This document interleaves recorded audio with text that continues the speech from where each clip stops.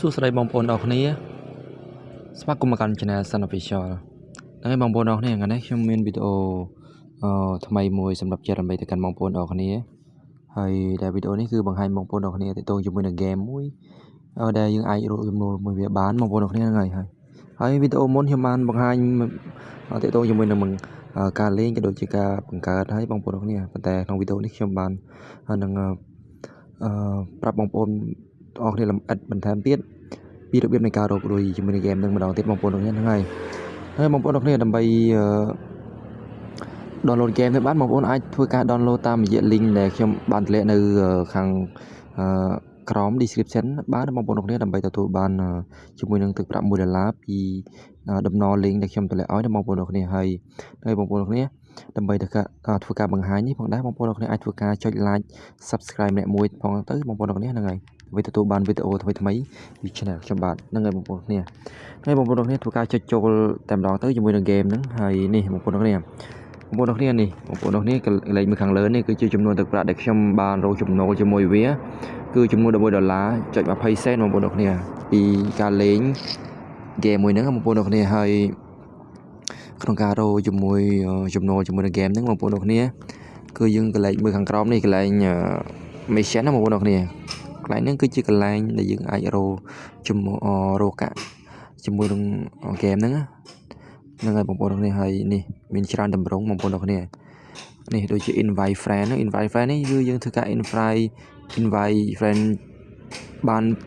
5 ដងបងប្អូនអរគ្នានេះកន្លែងហ្នឹងគឺយើងទទួលបានម្ដងគឺទទួលបានកន្លែងកាត per Q ហ្នឹងមួយហើយនឹងកង30បងប្អូនអរគ្នាកន្លែងហ្នឹងកន្លែង invite friend ហើយបងប្អូនគ្នាបញ្ជាក់តិចកន្លែងកាតនេះបងប្អូនគ្នាកន្លែងកាត per Q ហ្នឹងយើងយកវាធ្វើអីហ្នឹងហើយបងប្អូនអរគ្នាកន្លែងកាតហ្នឹងបើសិនតែយើងបានវាយើងអាចធ្វើការចាប់ជាមួយនឹង map បងប្អូនអរគ្នានេះកន្លែងនេះកន្លែងយើងធ្វើការចាប់ជាមួយ map ដែលយើងអាចប្រើយកចេញពីកាតហ្នឹងគឺមួយយើងធ្វើការចាប់បានម្ដងបងប្អូនអរគ្នាហ្នឹងហើយយើងធ្វើការចាប់ហើយខ្ញុំមាន3បងប្អូនអរគ្នាហើយខ្ញុំធ្វើការចាប់នេះបងប្អូនអរគ្នាបាន10សេនហើយសល់2ដងទៀតយើងធ្វើការចាប់វាមកដើម្បីនេះវាម្ដងនេះយើងបាន500កាក់ហើយចាប់ម្ដងទៀតមកនេះបងប្អូនអរគ្នាគឺបាន2000គឺយើងអស់ហើយបងប្អូនអរគ្នាហើយដើម្បីបានកាតហ្នឹងបន្ថែមទៀតបងប្អូនអរគ្នាគឺយើងធ្វើដល់គឺយើងធ្វើការ invite friend ជាដើមដើម្បីបានវាបងប្អូនអរគ្នាហ្នឹងហើយយើងធ្វើការលេងជាមួយនឹងជាមួយវាតម្រង់បែបនេះមកហើយទៅមកវានឹងពេញកន្លែងនេះបងប្អូនវានឹងពេញកន្លែងមួយនេះហើយយើងទទួលបានកាតបន្ថែមទៀតបងប្អូនអរគ្នាហ្នឹងហើយកន្លែងនេះបងប្អូនអរគ្នាហើយកន្លែងនេះយើងកន្លែងនេះគឺយើងគឺជាថ្ងៃដែលយើងអាចលេងជាមួយវាគឺក្នុងមួយថ្ងៃទី1គឺយើង sign in ទទួលបានវាម្ដងបងប្អូនគ្នាហើយថ្ងៃទី2បន្តទៅទៀតគឺយើងអាចដកចុចបើកវាបានមកបន្តទៀតបងប្អូនគ្នាហើយនេះគឺខ្ញុំចុចបានវាបាន3ដងហើយបងប្អូននេះលេងបានចំនួន3ដងហើយ3ថ្ងៃហើយគឺយើងចុចវាបែបហ្នឹងមកដើម្បីទទួលបានកាក់អូខេហ្នឹងហើយបងប្អូនអរគ្នាហើយហ្នឹងហើយបងប្អូនអរគ្នាហើយកន្លែងបើយើងធ្វើការលេង game បងប្អូនរកគ្នាចុចកន្លែងនេះទៅចុចកន្លែង start game ហ្នឹងគឺយើងធ្វើការលេង game ជាមួយនឹងវាដើម្បីរកកាក់ណាបងប្អូនហើយរកកាក់ដែលយើងអាចលេងគឺវាចូលកន្លែងនេះវាចូលកន្លែងសន្សំកន្លែងនេះបងប្អូនគ្នាហើយបងប្អូនអរគ្នាគឺវាចូលកន្លែងនេះរកដែលយើងបានលេង game គឺវានៅកន្លែងនេះហើយចំនួនកាក់ដែលខ្ញុំបានលេង game